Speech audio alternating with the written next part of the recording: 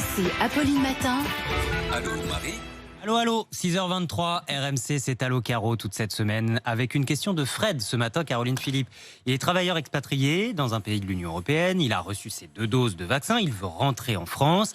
Est-ce qu'il doit quand même réaliser un test PCR ? Eh bien oui Fred, malheureusement, car pour l'instant votre vaccination ne vous permet pas d'échapper au test PCR, même s'il a en effet eu ses 2 doses. Il a bien le droit, Fred, de revenir en France, de regagner le territoire français, puisqu'il vient d'un autre pays de l'Union européenne. Mais à l'arrivée, il sera contraint de présenter un test PCR négatif de moins de 72 heures.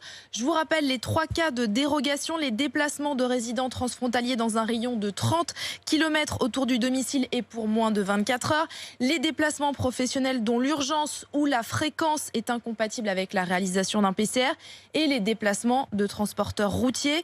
Le gouvernement recommande, ce n'est pas une obligation là, aux voyageurs comme Fred de s'isoler 7 jours avant de refaire un nouveau PCR.